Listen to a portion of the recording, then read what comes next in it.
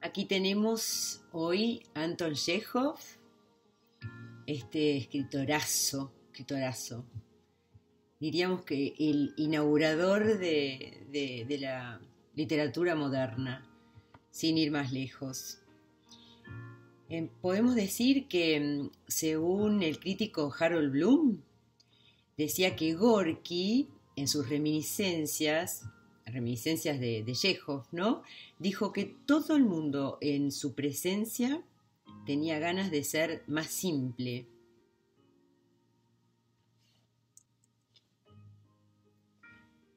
Más simple, más verdadero, más sí mismo. Y también Bloom dice que Chekhov es el menos demoníaco o el menos diabólico, el más humano de todos los géneros, todos los genios literarios. Y algo que encuentro fascinante sobre Chekhov, que no era un resolvedor de problemas, como que no traía remedios para lo que son los dilemas humanos. Y hay una clase de arte, es una gran altura de arte en eso, que es impresionante. Un talento de un gran genio. No traer remedios, no ser moralizante, no ser el escritor que va a estar como dando una clase de cómo hay que comportarse, no está con el dedito levantado, señalando cosas como quizás lo vamos a ver en Gorky. Y hay algo en él de lo que veíamos en Turgenev, que veíamos lo vulnerables que somos como seres humanos al destino. ¿Se acuerdan de esos chicos cuidando caballos en el cuento de Turgenev? Bueno, si no, les recomiendo que se lo lean, que ese cuento sobre el prado de Betzin, que ahí el narrador es este cazador, y este narrador no juzgaba, solamente observaba y nos narraba lo que estaba observando. Y en ese cuento se le nota que hay uno de los campesinos que está observando, que es Pavlucha, y que va a ser el que después va a morir en un accidente de caballo un tiempo más tarde. Eso nos lo avisa el narrador, pero no nos interpreta nada, no hace algo por nosotros como para darnos una explicación de qué es lo que pasa en la vida. Y así es Chekhov. Él como que confía en el lector, que el lector no necesita que el escritor o escritora le explique nada. Le tiene que alcanzar al lector lo que los personajes hagan, digan, piensen. Y eso es el paso fundamental a la literatura moderna y a la buena literatura.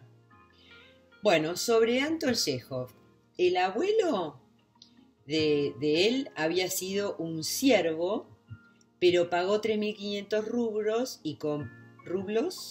y compró la libertad de su familia. ¿Se imaginan eso? ¿Pagarle a alguien que es nuestro dueño? Bueno, no quiero desviarme, ¿no? Pero me impresiona, como si un caballo dejara de pertenecerle al que lo compró. Solo que en Rusia el siervo formaba parte de la tierra, entonces el propietario de esa tierra era propietario del abuelo de Chekhov, como de todos los árboles del bosque o las casas. El padre de Chekhov era un comerciante, un pequeño comerciante, que en los 70, o sea, 1870, perdió todo su dinero. Lo que pasa es que esa ciudad donde vivían, Taganrog, cuando aparece el tren, pasa por la ciudad de al lado. Entonces Taganrog se viene abajo. Esta ciudad, Taganrog, está en el sureste, ¿no? Y el padre de Chekhov, en ese momento que se queda sin trabajo, se va a Moscú, y Anton, que era adolescente, se quedó ahí en esa ciudad a terminar la escuela secundaria. Todo ese tiempo vivió solo y se mantenía a sí mismo enseñando, dando clases a chicos menores que él. Después, el padre se había llevado al resto de la familia, ¿no? Cuando se quedó sin trabajo. En 1879, Anton Chekhov se unió a su familia en Moscú y ahí se va a quedar en Moscú hasta el año 92. Él estudiaba medicina en la universidad y en el 84 ya se graduó de médico. Lo primero que escribió lo hizo para ayudar a su familia. La familia estaba en la pobreza porque el padre ganaba muy poco en los trabajos que conseguía, es decir, que no le alcanzaba con lo que ganaba. Y Anton trabajaba con periodistas freelance y como escritor de relatos cómicos, y todo eso lo hacía mientras estudiaba medicina. Ahí él escribía anécdotas cómicas, más que nada, y eran para revistas cómicas y las firmaba con seudónimo. Para el año 88, él ya era muy conocido entre el público lector. Era este tipo de lector popular, no culto.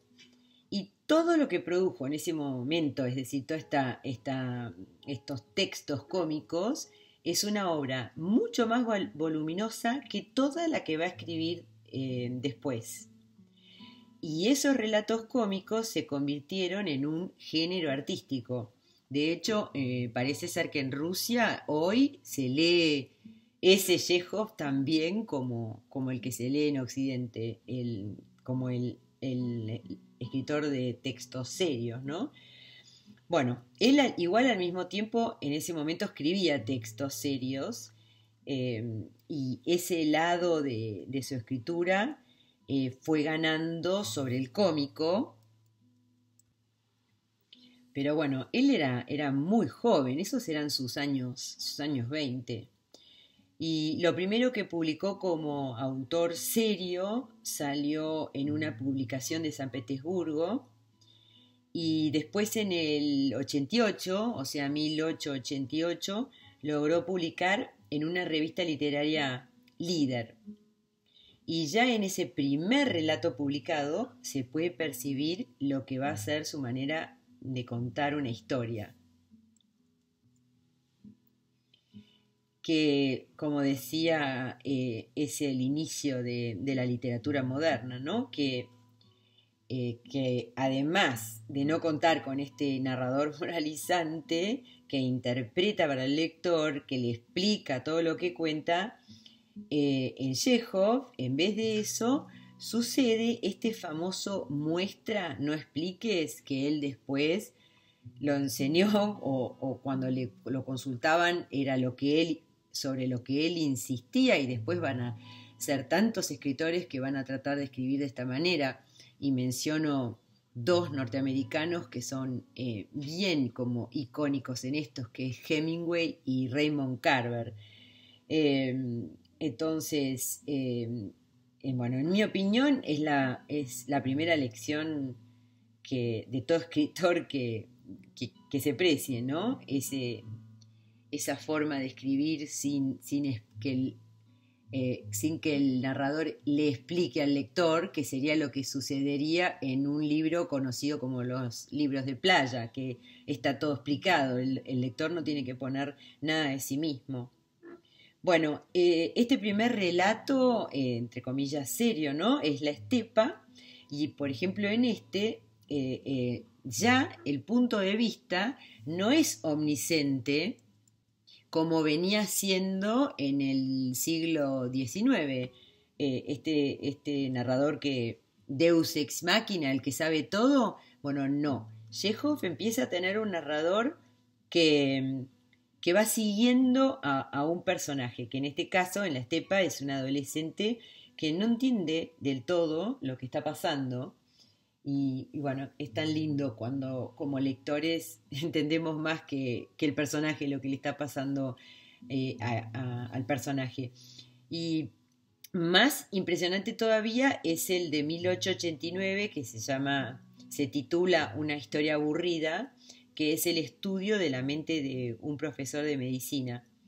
Bueno, Recordemos que Chekhov estudió medicina y ejercía la medicina, solo que ganaba plata o ganaba más plata escribiendo.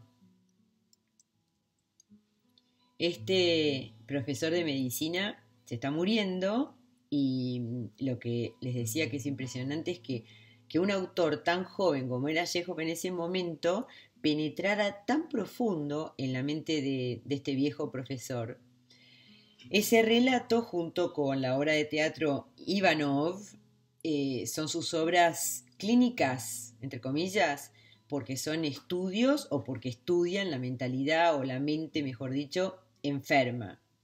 Y en Ivanov tenemos el suicidio de un joven, bueno, de la ciudad de Chekhov en ese momento. Por esa época, cuando empieza a ser más conocido y leído ya por la crítica, se le empieza a criticar que no sostenga ideales políticos o ideas políticas o sociales y que falle en darle a su obra una sensación de dirección. Esa expectativa irritaba a Chekhov porque él no se involucraba en movimientos políticos y la razón de que no se involucraba no era que no se sintiera comprometido con los problemas de los que quedaban afuera del sistema de aquella época imperial, sino porque pensaba que ese no era su camino. El camino del artista no era ese para él. Y él también luchaba por los desposeídos, pero a su manera.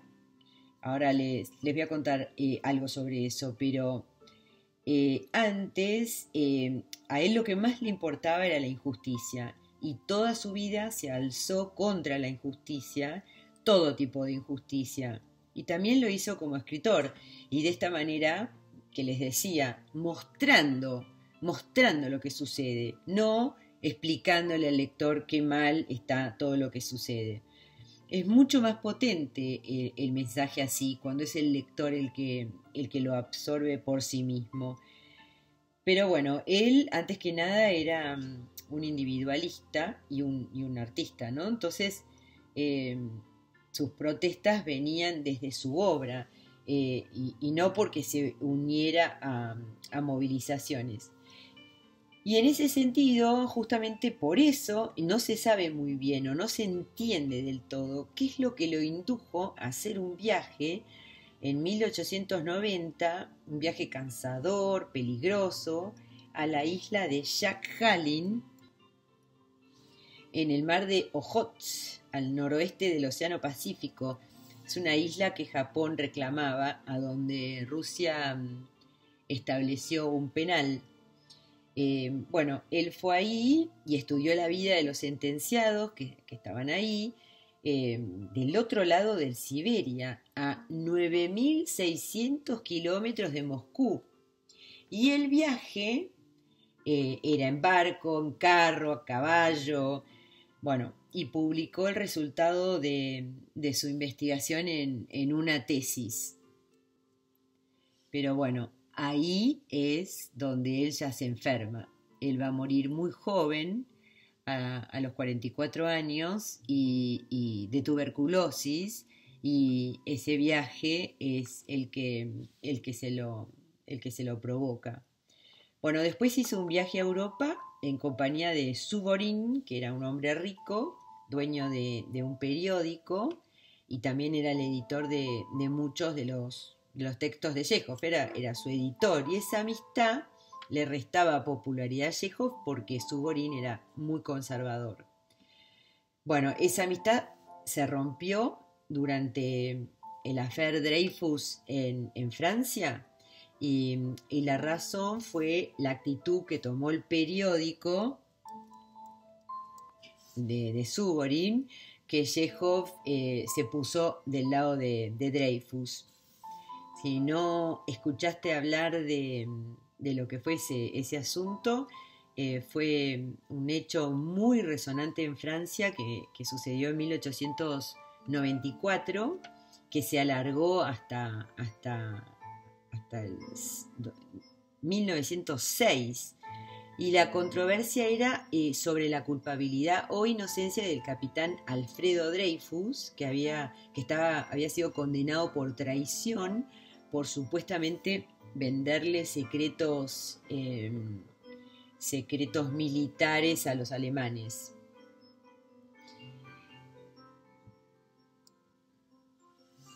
Los acusadores eran antisemitas, Alfredo Dreyfus era judío. Al principio solo lo apoyaba su familia, pero cuando la evidencia empezó a apuntar a otro oficial, consiguió más apoyo. Y lo más resonante de este caso, que a lo mejor sí escuchaste mencionar, es la carta o el artículo que escribió Émile Zola, Yo acuso, que publicó en el diario de Georges Clemenceau, que después va a ser el primer ministro durante la Primera Guerra Mundial, que ahí atacaba a la Armada por cubrir la errónea condena a Dreyfus. Bueno, tienen la película de Polanski, J'accuse.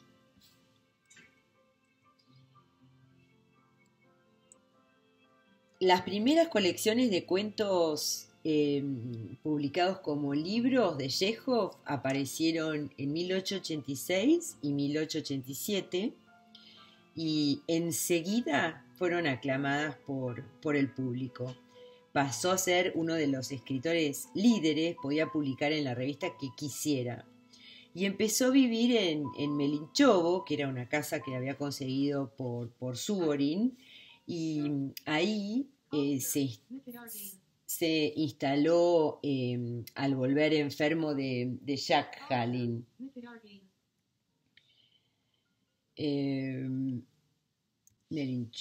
Bueno, él decía que como era médico necesitaba gente enferma para curar y un hospital, y como era escritor necesitaba vivir rodeado de gente, pero bueno, en un lugar más pacífico que Moscú.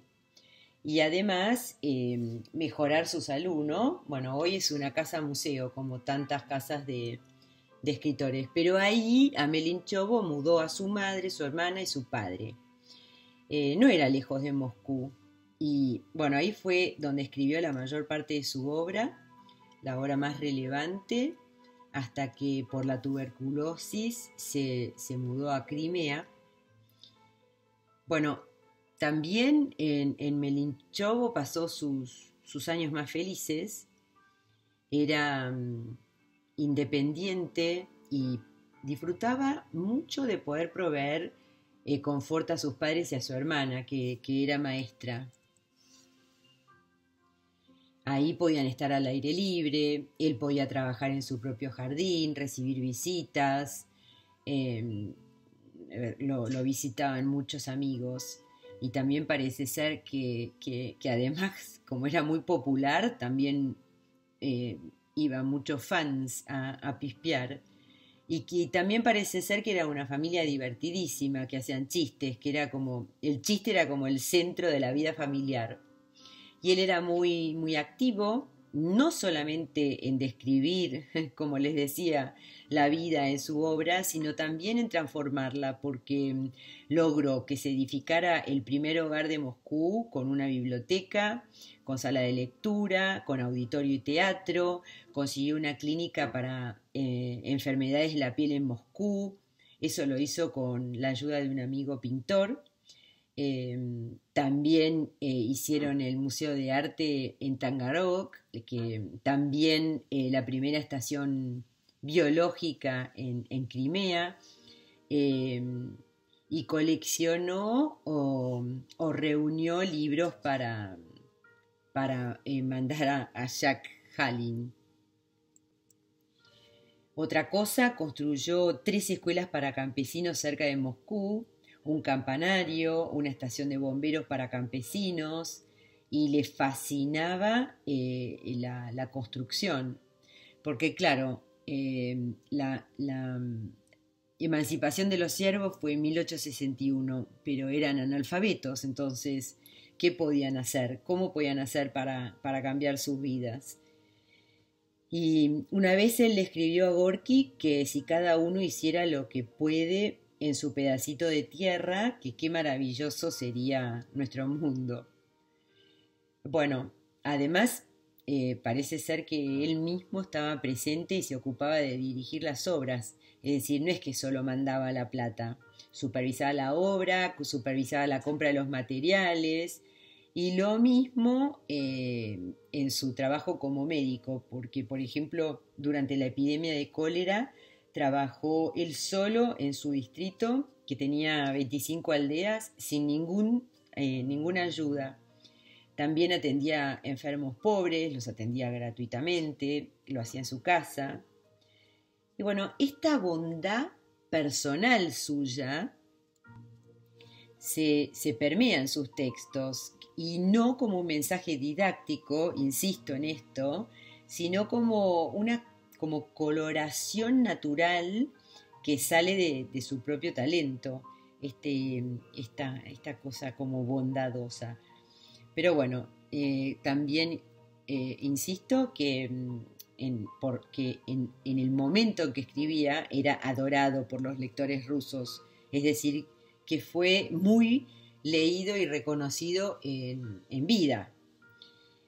Bueno, después por su salud se tuvo que mudar a algún lugar con clima más moderado que Moscú y los alrededores, eso que les dije antes, por la tuberculosis. Primero estuvo en Francia, pero bueno, después se estableció en Yalta, en Crimea.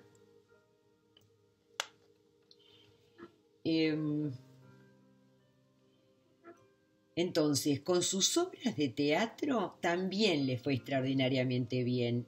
La primera fue un fracaso y después se dieron cuenta que había sido por mala dirección de los actores y un amigo comerciante se asoció con él para invertir en un teatro, invertir en buena dirección de actores y la sociedad entre él y los dos inversores, porque era un amigo y otro más, hizo que fuera una sociedad genial porque ahí se presentaron El Jardín de los Cerezos, La Gaviota, Tío Baña, Tres Hermanas y hizo famoso al teatro de Moscú a donde se representaban, este teatro de arte de Moscú.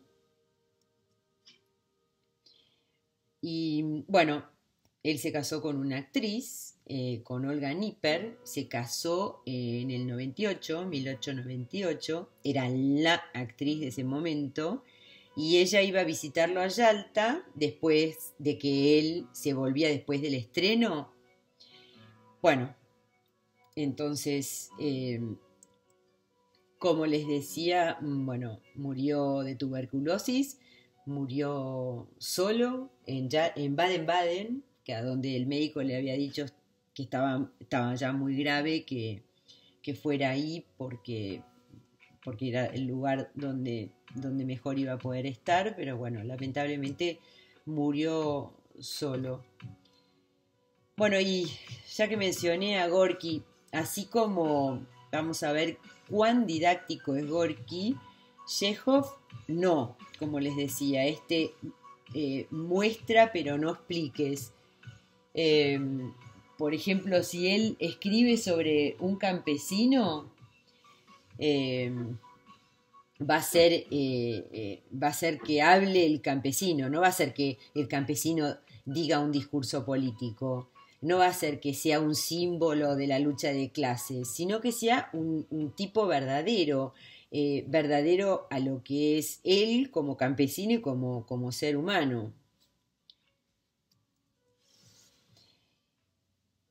Bueno, entonces esto es que Chekhov no hace que un personaje sea una lección o un intermediario para enseñarnos algo a nosotros los lectores, porque sería como si fuera un campesino, entonces sería un tipo bueno, dueño de una verdad socialista. No, él nos presenta un ser humano sin mensajes moralizantes, y es como si el arte puro o la ciencia pura o la enseñanza pura va a lograr mucho más que los discursos, por más bien intencionados que estén.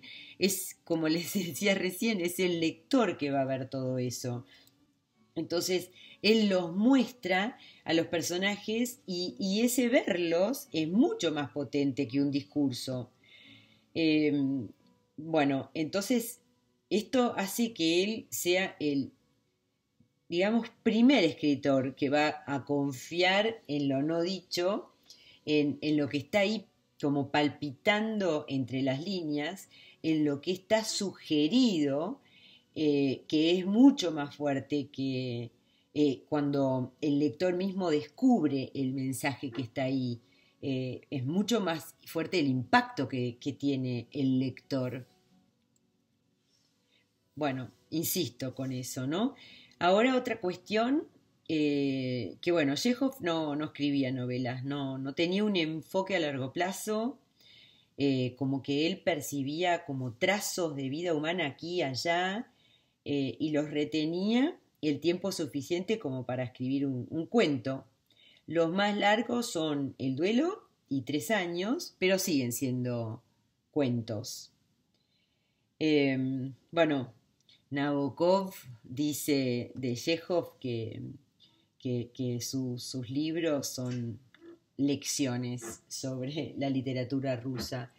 Y otra cosa que me parece hermosa, que son libros tristes para personas alegres, que solo un lector con sentido del humor puede apreciar esa tristeza. Entonces es un humor chejoviano que es gracioso y triste al mismo tiempo. Es como que no podés captar su tristeza sin captar el humor, porque es como que están unidos. Y por otro lado, no es que tenga una inmensa combinación de palabras, ni tampoco un gran diccionario. Por eso es como la mejor muestra o el mejor ejemplo de lo que es ser un gran artista sin necesidad de tanto tecnicismo florido. No busca la poética o el lirismo de Turgenev, por ejemplo, pero igual logra transmitir belleza artística, incluso mayor que la de autores que saben manejar un lenguaje mucho más copioso. Y lo hace por dejar todas las palabras como si fuera un foco de luz baja, como sin estridencias, con economía de palabras, y es sutil y con personajes que los personajes tampoco son estridentes ni tampoco rimbombantes, pero son queribles porque son como nadie de importancia, una persona común y corriente. Bueno, El beso es el cuento que elegí para que analicemos y observemos todo esto. Es impresionante que este cuento lo escribió a sus 27 años, realmente. Y el protagonista, Ryabovich, es el más tímido, el más apagado, el más retraído de todos los oficiales, ¿no? Que están, los oficiales llegan a una aldea y él acompaña a todos sus compañeros de esta oficiales de esta brigada de artillería a la Dasha que sería como la propiedad de un campo, ¿no? Es de un general retirado que los invitó porque era la costumbre de invitar a los oficiales de una brigada a tomar el té.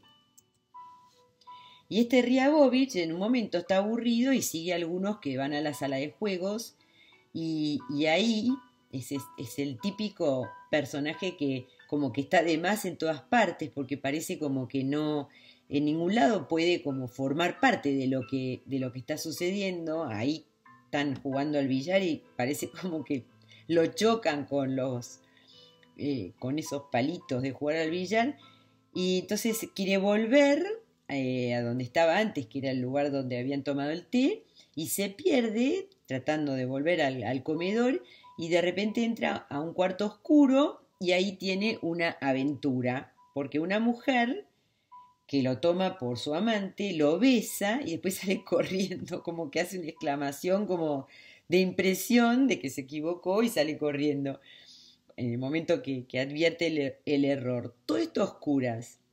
Y él, Ryabovich, queda obsesionado con ese encuentro tan sorpresivo que al principio le trae como júbilo, pero después es un tormento.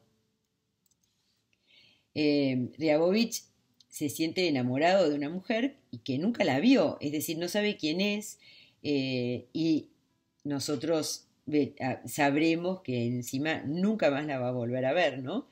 Pero bueno, resumiendo el cuento, más tarde, cuando la brigada vuelva a esa daya, eh, Ryabovich pasa por un puentecito cerca de los baños y estira un brazo, toca una sábana mojada que está ahí colgada en la baranda del puentecito que está tendida, y ahí en ese momento lo asalta una sensación como de frío, de aspereza, y él mira el agua, a donde hay una luna roja que se refleja, y tiene la sensación de que la vida es un inmenso chiste.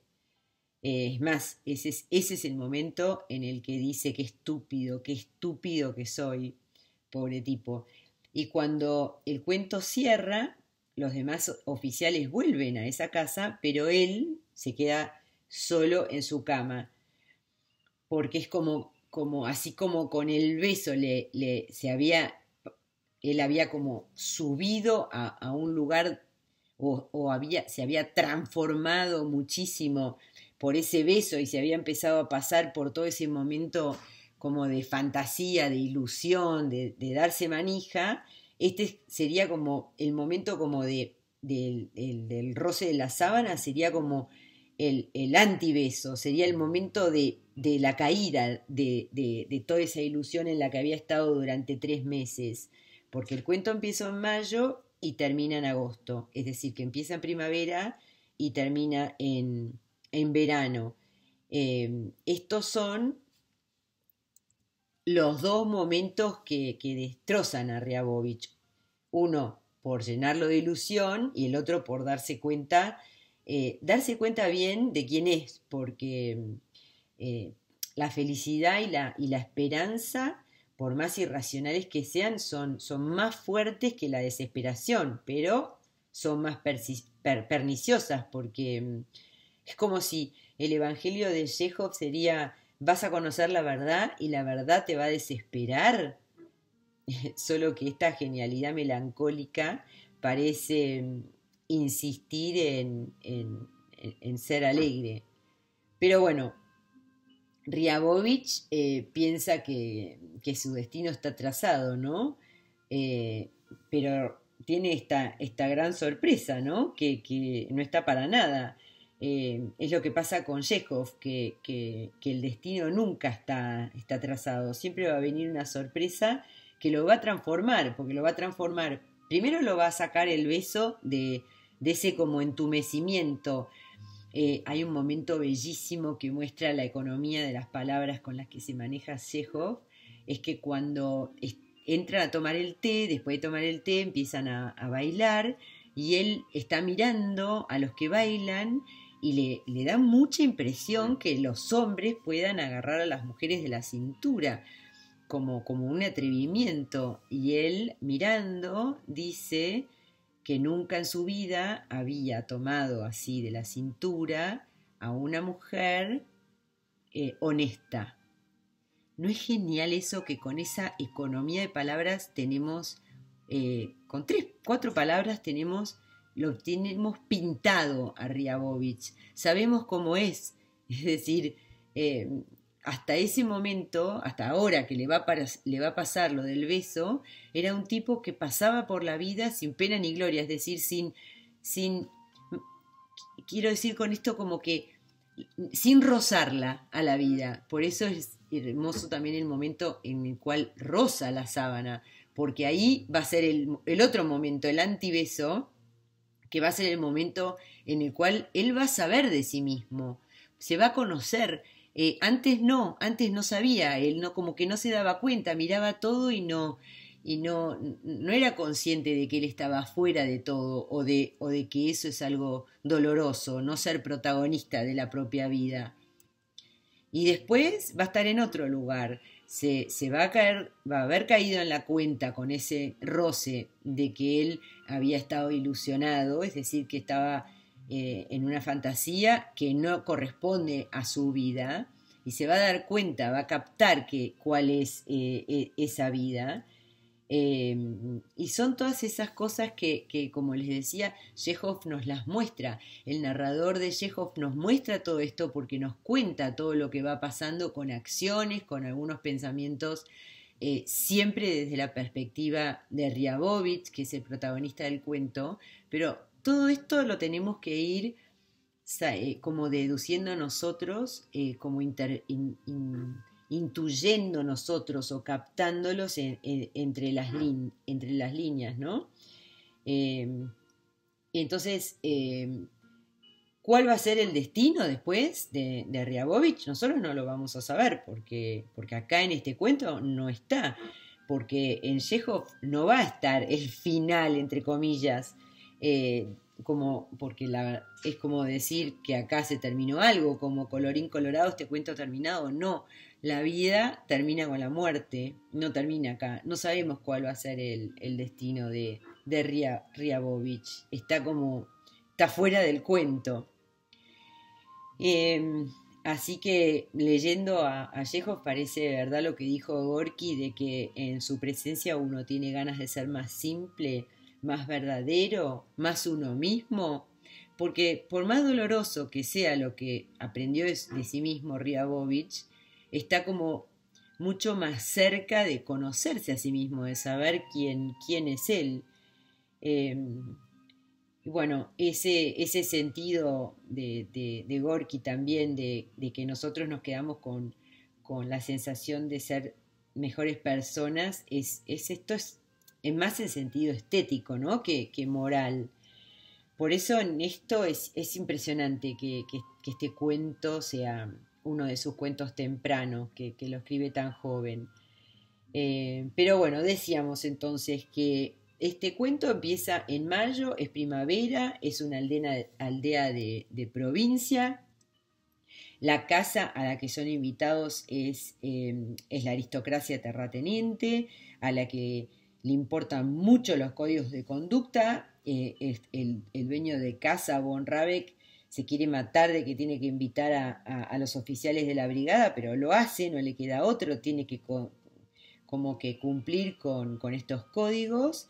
Y bueno, esta visita a Ryabovich, a nuestro protagonista, lo va a cambiar, y después del beso furtivo, porque en ese momento que primero, antes de entrar en toda esta fantasía, empieza a no importarle tanto que es feo, que tiene hombros redondos, que es inepto.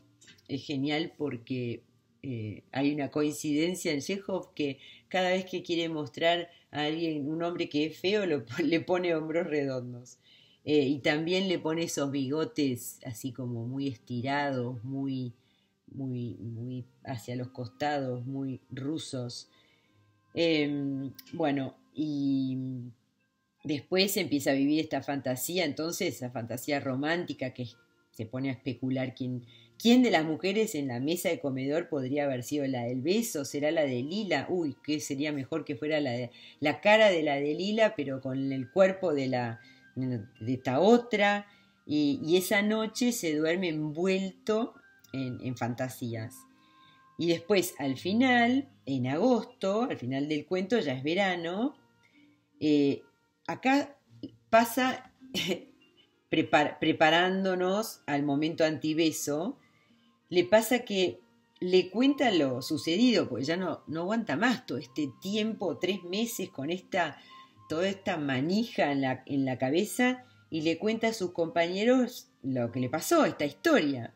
que le llama muchísimo la atención, que algo que él siente que podría haber estado toda la noche contando la historia, la cuenta en segundos. Es como que en un minuto ya terminó de contarla y para colmo, lo que contó, él tiene la sensación de que no tiene nada que ver con lo que vivió. Pasa a ser, la historia pasa a ser como chabacana, nada que ver con todo el romance que él, de comer perdices para siempre con que fantaseaba. Y en ese sentido es impresionante la pizca de humanidad que pesca Chekhov, de lo que cambia una fantasía, un ensueño mental, algo que uno vive con uno mismo en el momento de compartirlo, que son los otros, los receptores, los que reciben algo distinto. Y entonces Ryabovich choca contra una pared de frente, porque que en realidad esta pared es la reacción de estos otros. Y bueno, es agosto, ya no se oye el canto del ruiseñor, el césped y los álamos ya no exuden ese aroma hermoso de la primavera, y con la sábana mojada y estas ondas que como que se desguazan en el reflejo de la luna, él tiene ese momento en el que se da cuenta de esto, con estas ondas que cortajean el reflejo de la luna. Ryabovich cae en la cuenta que sus sueños románticos son una exageración, y ahí es que rechaza la invitación a ir a la misma casa donde había sucedido el beso. Pero bueno, es tan chekhoviana esta manera de contar cómo la vida es una comedia de errores, de malentendidos, de incomunicación, como enraizada en la psiquis humana, en eso que nos hace humanos, porque Ryabovich era el hombre menos romántico del mundo y de golpe es transformado por un beso errado, un beso equivocado, y se empieza a inflar ese accidente insignificante y lo convierte en un cúmulo de fantasías de amor perfecto, amor hermoso, y por eso es tan fuerte la caída después cuando se da cuenta de lo falsas que son sus ilusiones, lo frustrante que es ese anhelo que tiene. Y este cuento entonces dramatiza el tema de la enorme dificultad, prácticamente imposibilidad, de la comunión entre los seres humanos, porque Ryabovich se da cuenta de que no puede explicar la felicidad que ese suceso extraordinario le había traído a su vida. Y además hay uno que le dice ahí que debe haber sido una lunática o una psicótica, le dice uno y después está este teniente Lovico, que es el típico hombre predador que siempre está como pendiente de levantar mujeres, que en cuanto cuenta, en cuanto escucha lo que le cuenta Ryabovich, enseguida salta como el típico famoso mejorador de anécdotas a decir, a mí también me pasó una vez algo así, y quiere contar algo que supera enormemente todo lo que escuchó, pero encima, cuando Ryabovich escucha lo que cuenta este Lovico, se da cuenta que no tiene nada que ver, que él estaba contando algo sutil, algo romántico, y el otro está con sus, por supuesto, exagerado, está contando una aventura sexual que para él no tiene nada que ver con lo que él quiso contar. Y aquí hay otro tema muy chekhoviano que lo comparte con Gogol, que es el contraste entre la belleza y la sensibilidad. Y parece ser que hay una palabra en ruso que sería intraducible, que es poslost, que es una palabra que habla de vulgaridad, de banalidad, de lo chato, todo eso como que sofoca el espíritu, que es lo que le pasa a Ryabovich por la chabacanería de estos compañeros, que lo que a él lo deprime y ahí no puede soportar esa como atmósfera de post-Lost que es tan genial Chekhov, que así como la primavera como que abría todo, es el momento que la belleza, que la naturaleza exude esperanza, posibilidad, nacimiento, por eso hay olor, hay aromas, está el ruiseñor que canta con mucha valentía.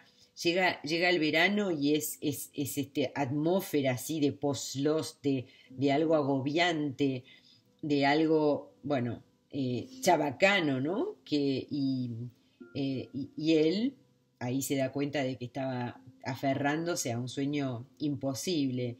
Y ahí se desvanece el sueño cuando se confronta con esta visita, nueva visita a la casa, ¿no? Porque ahí se da cuenta de que es imposible que se vuelva a encontrar con esta mujer que ya a esta altura es inexistente, o sea, la mujer, porque ¿quién sería? Y encima el beso no era para él, así que es imposible. La amada esta es inexistente directamente. Y ahí es cuando dice que estúpido, y es en el momento que ve el reflejo de la luna todo cortajeado en estas olitas que son como equivalentes a las eternas corridas o esfuerzos, anhelos de la vida, que Ryabovich, como nosotros, podemos llegar a decir, ¿para qué? ¿Para qué tuve toda esta esperanza? Y entonces este cuento es un cuento que tiene como contrapunto, porque el contrapunto es el romance con la monotonía. Y ese ruiseñor está ahí para mostrar que ese estado de sensibilidad de Ryabovich es su alma la que canta fuerte como ese ruiseñor, como de golpe, como con coraje. Y después como contraparte el cuento tiene un mulo o la mula que viene al final de la procesión de la brigada, que el narrador describe como algo monótono o algo más bien insulso. Y bueno, y por último, ¿no?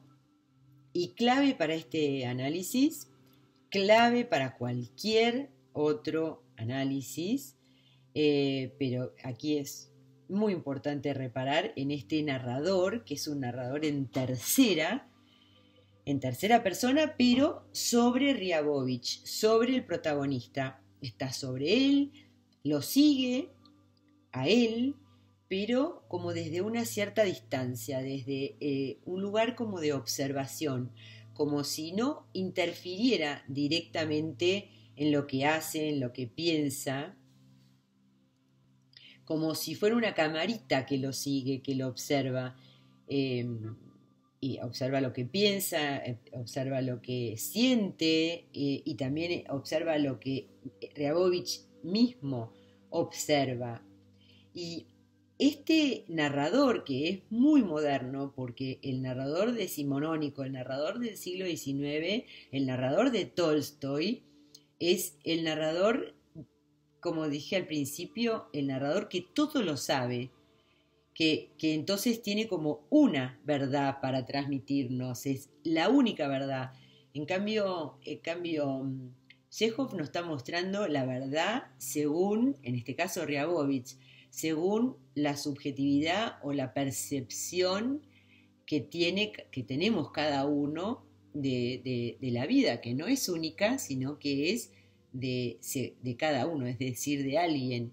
Eso es lo que es tan pero tan, tan moderno. Eh, Como que de los principios, del principio que aparece este tipo de narrador.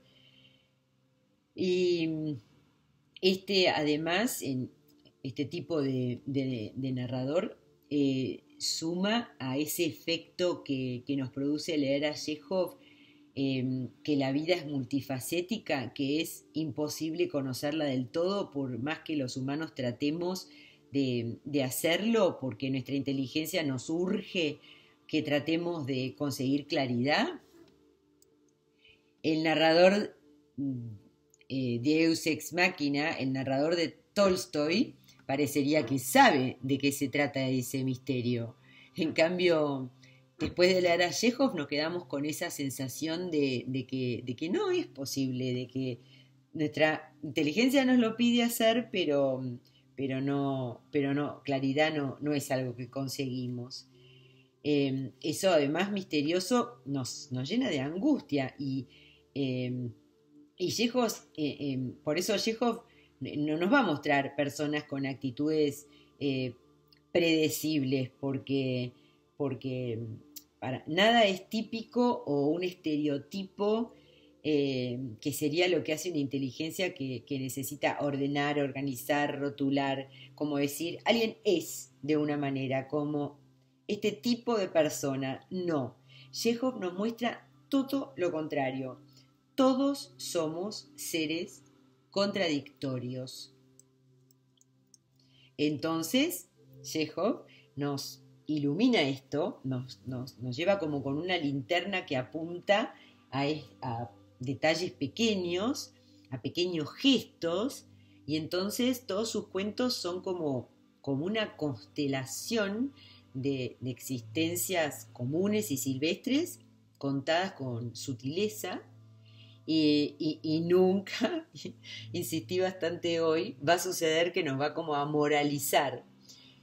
Lo que nos pasa es que nos reconocemos en los personajes, en lo que les ocurre, en los que descubren acerca de sí mismos.